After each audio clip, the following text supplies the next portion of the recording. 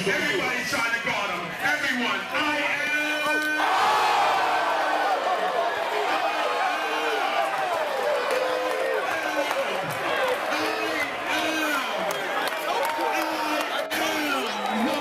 I told you. Yes, sir.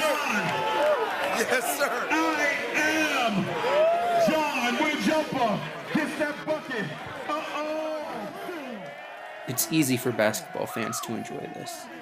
The high pick and roll, the right to left cross, the long range pull up that KD has done over and over and over throughout his career.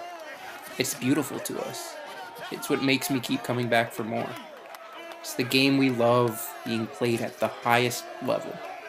But I understand that not everyone has that relationship with basketball, and while I question how you ended up watching a pretty niche basketball documentary, that's fine. I'm happy to have you here. And while you may not be able to engage with the basketball element, we can enjoy this together. Because this game isn't just about the sport.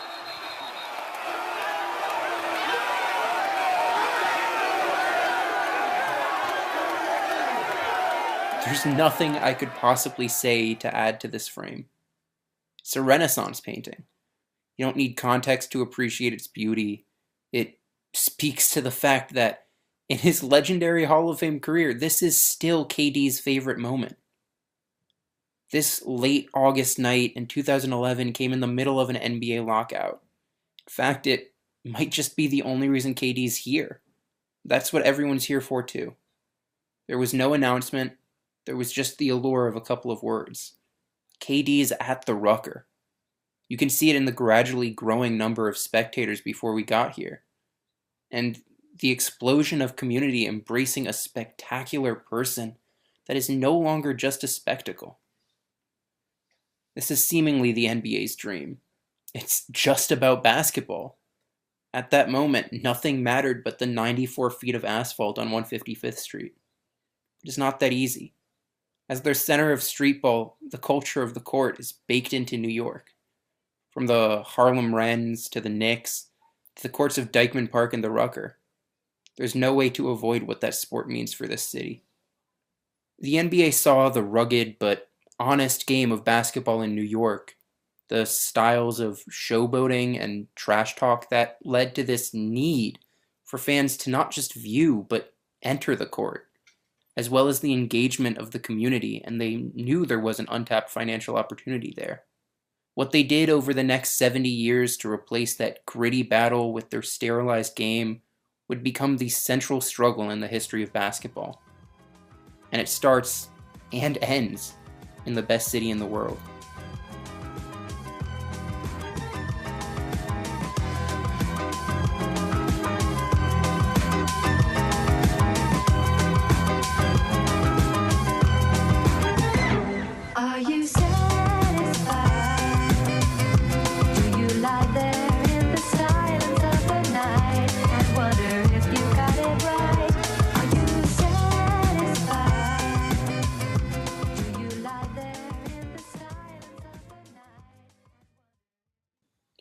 This is Bob Douglas.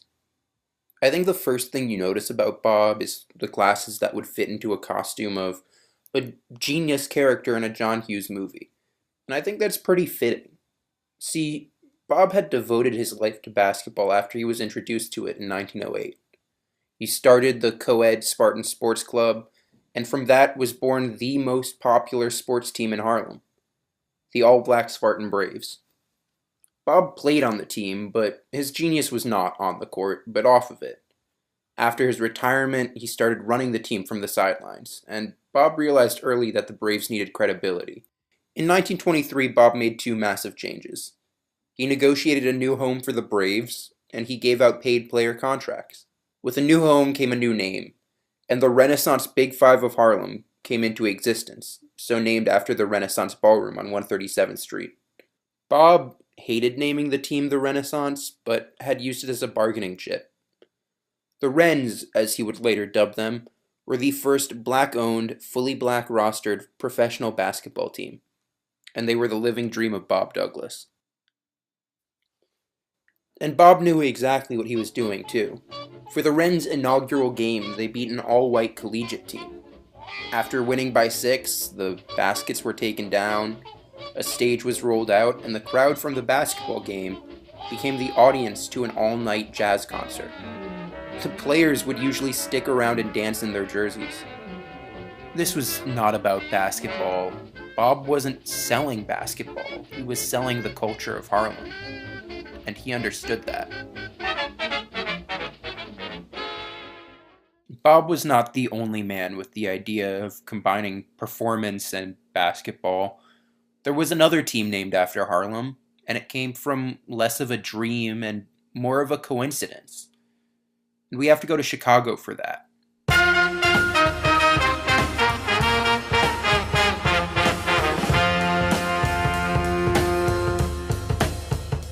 If Bob was the genius, Abe Saperstein was Rudy. Saperstein, born in 1902, grew up in Chicago in his father's tailor shop. His father had changed their name to avoid the anti-Semitism rampant in the North Side. Bob was born 20 years earlier, but the two of them came to basketball at a similar time. While Bob had slowly built up connections and marketability, Abe got lucky when he was hired by legendary Negro League pitcher Walter Thomas Ball to organize a tour around Illinois for a black baseball team. Suddenly, in his mid-20s, Abe had his dreams at his fingertips. There's not much of a record of this time that remains. No resource knows exactly when Ball hired Abe. They all list it as the mid to late 1920s. But what we do know is that Abe nailed it. But Abe was less interested in baseball than in basketball, so he returned to his first love in 1926. I'm going to take a little bit of a detour here to set up a comparison for you. And you can argue that it's in bad faith or whatever, but I'm going to make it, and let's see if you can figure it out. First, both groups were managed by Jewish men who had grown up in poor white neighborhoods where they were supported by their manual labor working father. Second, both groups were black and were lured by said agent with promises of lots of money. Third, the agent had come from a tangentially related field but had no experience before taking over the group. Fourth, both agents used what they knew about the culture they were entering to sell as much product as possible. And fifth, they both heavily leaned into the marketing of their group's name. Differences: while Jerry Heller imploded NWA with his ego and financial manipulation, Abe Saperstein actually did affect social change. And while Jerry Heller was by all accounts an asshole, everyone seemed to like Abe Saperstein. Everyone seemed to like the product he was presenting too. While Bob had focused on bringing basketball and performance closer, Abe had slammed them together into an amalgamation that was considered to be more like choreographed dance than an actual game. Even today, the Globetrotters are all about making a show that drips with style and attitude. But when they played in tournaments, it was all about business. Passing between their legs. Bongo on the hit that time. Hey, Goose, look where you're shooting. And when the Wrens met the Globetrotters in the semifinals of the inaugural World Professional Basketball Tournament in 1939, it was about who would be representing black basketball to the world, and who would have their chance against the all-white NBL Oshkosh All-Stars waiting in the final. The Globetrotters had still never played a game in Harlem, but their jerseys were plastered in everything to say the opposite. And yet, having both teams get here was massive. Bob wanted this so bad. The Wrens wanted this. Harlem wanted this. But sitting in front of them were frauds that their efforts had inspired. Here we go.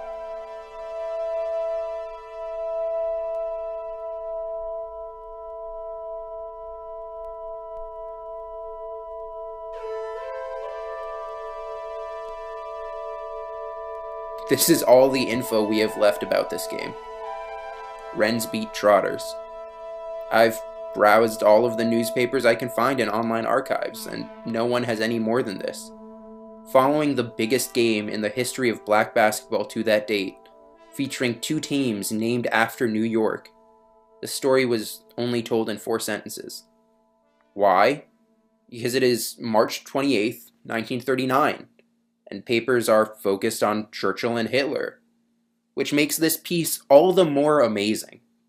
While the New York Times was busy headlining with white American excellence in horse racing, Wendell Smith of the Pittsburgh Courier used a team that had nothing to do with Pittsburgh as the headline.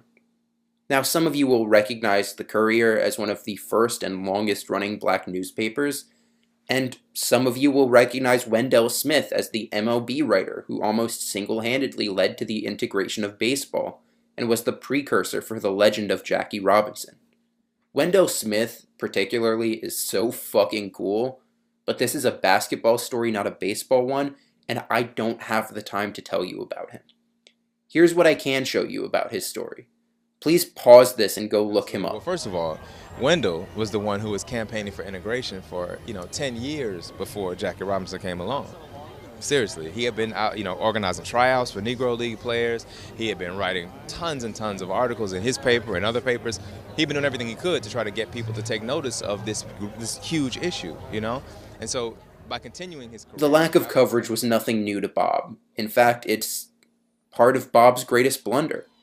The Wrens play Oshkosh in the final for $10,000. Game is set for March 29th. 2 years earlier, the Wrens played Oshkosh in the final game of their season. It was the biggest failure of Bob's career.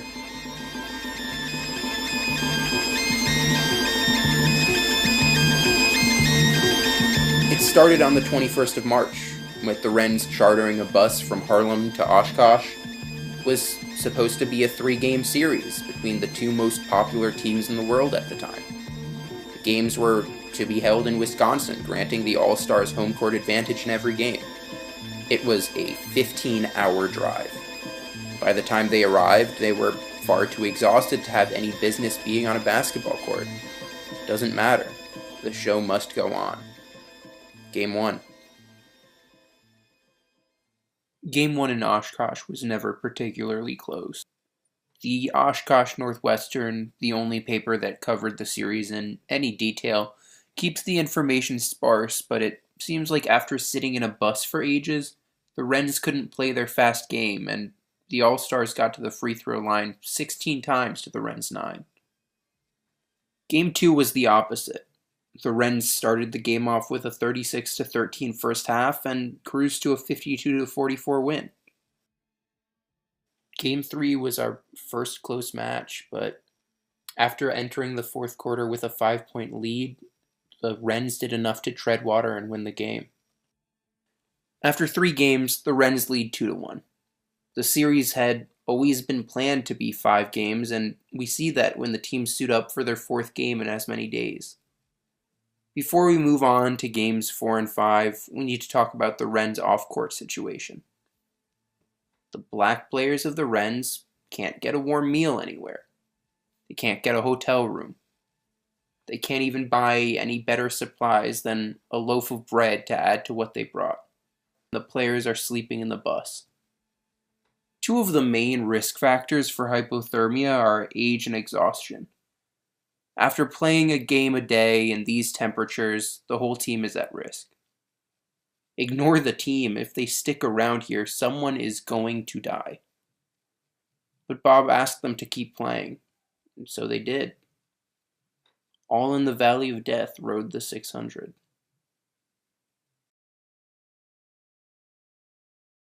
And they did it. The Northwestern says it themselves. The Wrens are world champs at that point. And what a win it was. The Wrens never trailed in Game 4. They go into Game 5 with a no-lose situation. And they did lose, but who cares? At the end of the game, Lonnie Darling, the owner of the All-Stars, shook Bob's hand and offered him a deal. Let's extend the series to 7 games. You'll get your news coverage in New York, and we can keep this going for even more money. Most accounts of this story have erased this because it just seems too cruel. I can't find a record of a 6th game, and it doesn't really matter, does it? We knew the Wrens lost it, which led us to a Game 7. It's been a week of sleeping in a bus in cold-ass rural Wisconsin without a warm meal.